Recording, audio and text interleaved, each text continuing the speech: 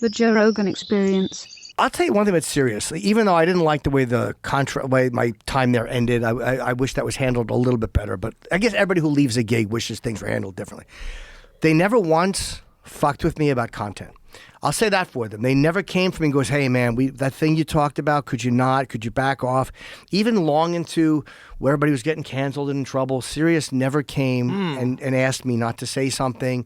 Jim McClure, who ran the channel, never broke my balls about jokes we did or a stance we would take. Like, they kind of let that go. Well, they had a crazy situation where you knew that one person was getting insane amounts of money. Yes. Howard Stern, and everybody else was getting very little. It was real weird. It was. Because it was very open that Howard was getting all that money, which obviously he was the reason why everybody went over there in the first place. Yeah. I get it. It was Sirius, and we were at XM, and he was at Sirius, and that was the giant get, was Howard going over. Also, there's also the thing that if he leaves, the stock collapses, especially now. Yeah. You know, I mean, if you don't have Howard Stern anymore, what do you got? What do you have that's not available for free? Yeah. Right? I sold my Sirius stock, so whatever happens. I did. I was happy. It spiked up to like 7, and I fucking dumped. Were you allowed to sell while you were working there, or did you have to wait till you weren't working there? Yeah, nobody cared. Nobody asked me. They didn't give me stock. Did they give you stock, or you bought it? No, I bought it. I bought it years before when I thought they were going to go bankrupt. We bought a little bit. But that's when I told you about the lawsuits, when I was getting sued, so I didn't buy as much because I was paying for fucking lawyers. But yeah, they tried to cut me like an unreasonable amount, and so we were still negotiating, and then they just go, oh yeah, we're not going to renew. They waited till Christmas break, and they go, we're not going to renew. Wow. So I was like, all right. I guess I get why they did that, but it's got to be weird when you're over there and you know that Stern is getting hundreds of millions of dollars, and everybody else is like, you know, they're just pinching pennies with people. I never minded that, and really didn't care because I only cared about what I was getting, and when I saw what they gave certain podcasters that went over there, I'm like, okay, they do have the money. So if they're choosing not to give it to me, I have to just accept that. Like, you know what I mean? Like, I never knew what Opie and Anthony made. I still, to this day, don't know what their salary was. I never asked. That's great. Begrudged those guys. I never gave a fuck. Like, you know, they were the brand. Opie, Anthony. It was like they took me in, so I never care what they got. I never felt entitled to their money.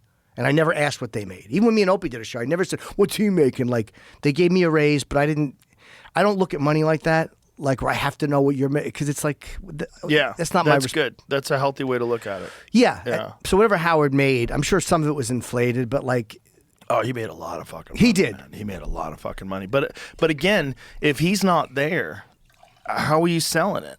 If he's not there, what are you selling that's not available for free everywhere? That's why I was like bummed about the way it happened. I'm like, because we did a talk show. Maybe they were just like, we can put more money into the rest of the channel if Jim goes. Whatever. I'm glad I'm doing a podcast. Like, I haven't noticed any change in my life, which is great because I'm on the road more I'm making money on the road. But it's weird not having it. It's weird. Yeah. It's weird not knowing that it's there. Right.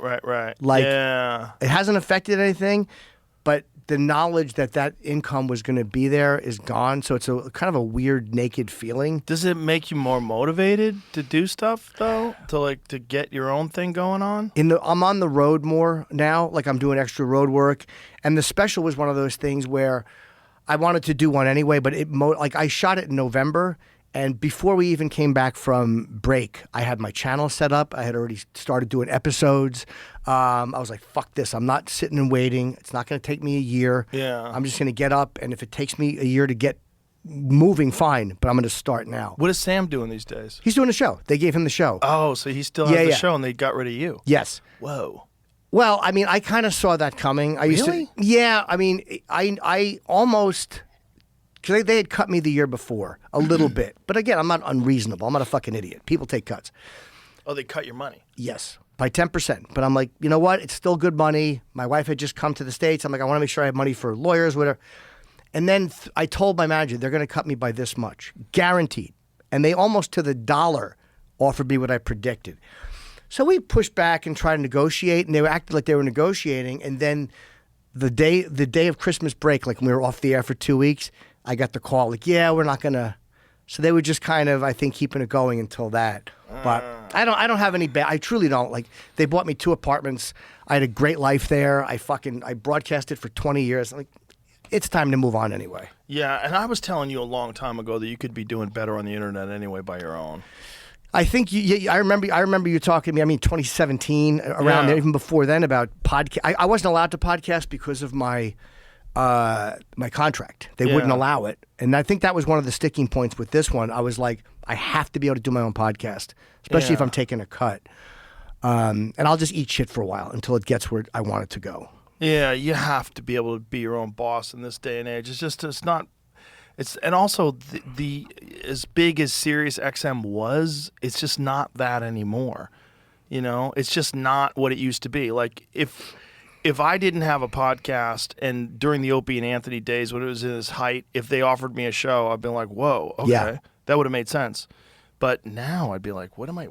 Oh, unless I wanted to do kind of what Howard's done, just make a ton of money and kind of like slip away, which is really what I kind of tried to do with Spotify. I was hoping that Spotify was going to make me like 10% less famous. That was like the idea behind it. Yeah, I was like, give me money. Give me money. I don't want to be any more famous. I don't need that. I'm like, just give me the money. But, you know, but nowadays it's like there's just not enough people listening. And I know they own Pandora now too. So they've made a bunch of deals with podcasters because I think they're going to try to get people to listen to Pandora and do it that way. But or Stitcher, I think they do too. Stitcher, yep. We used to be on Stitcher too. But that's the thing. It's like the internet is just there's so many more people that are listening to all these other platforms, Spotify, YouTube. It's just too enormous. It's too big to ignore. It is, and it's like I think that they handled podcasting in a way that terrestrial radio handled satellite, which was it's not a big deal, and then get involved with it or somehow embrace it, but a little bit later in the game. A little too late. Yeah, but I mean they have some big podcasts. I mean, like again, I don't. They have Call Her Daddy now. They do, right? Yeah. And when I realized the money they gave her. Again, I don't begrudge her at all. Like, whatever you make, and it's got nothing to do with my salary. But I realize they do have the money. Right. So if they're choosing not to, I have to just fucking accept that. But you got to wonder if that's a good idea for her.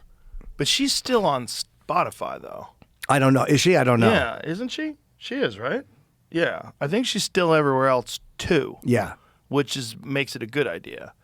The thing is, if they limit your distribution, that's what makes it a bad idea. Like, one of the new things that we did with this new deal with Spotify, and they were actually into it, was put it everywhere. Yeah. You know, not just be on Spotify, but also go back on YouTube, back on Apple, back everywhere, which made me very happy. Like, it should be everywhere. Yes.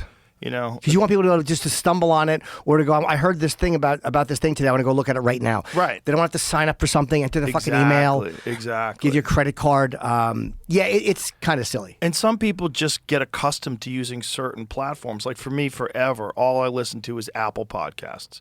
You know, the podcast app on Apple. Yep. It's simple. I'd like download whatever the fucking shows I wanted to listen to, and I would get it that way.